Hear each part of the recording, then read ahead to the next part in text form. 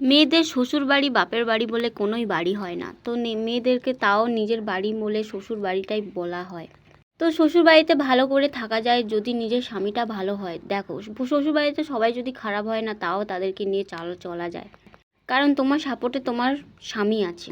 হ্যাঁ, আমি এটা বলবো না যে তোমার বাবা মাকে একদম ত্যাগ করে তুমি বউকে আগে দেখো, আমি সেটা একদমই বলবো না। হ্যাঁ, বাবা মার পরে যদি কাউকে জায়গা দিতে হয় সেটা তোমার বউকে দিও, আর সম্মানটা দিও, আর ভালোবাসাটা দিও।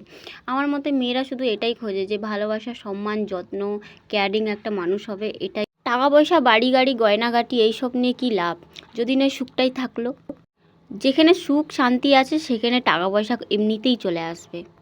তোমার জীবনে শান্তি নেই, সুখ নেই, সারা দিন অশান্তি অশান্তি সারা জীবন যদি তোমাকে কাটাতে হয়, সেখানে টাকা পয়সা নেই, তুমি কি করবে? কি লাভ তোমার, যদি না মনের মধ্যে একটা শান্তি থাকে?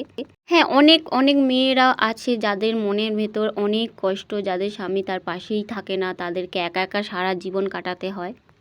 আমি বলবো তোমাদের বউদের তুমি একটু সম্মান করো, যত্ন করো, কেয়ারিং করো, দেখবে তুমিও তার মধ্যে ভালোবাসা খুঁজে পাবে। তারা বাবার বাড়ি ছেড়ে তোমার বাড়িতে আসে একটু সুখে থাকার জন্য, তাদের নিজের ফ্যামিলি ছেড়ে তোমাদের ফ্যামিলিকে তারা নিজেদের ফ্যামিলি বলে মেনে নেয়, শুধু একটু সুখে থাকার জন্যে। সারাদিন কাজবাজ করার পর তাদের একটু মনে হয় যে নিজের স্বামীদের সাথে কিছু জিনিস শেয়ার করব, সেটাই যদি তুমি না শোনো, তার নিজেরও খারাপ লাগবে, আর একটু শুনলে তার নিজেরও অনেক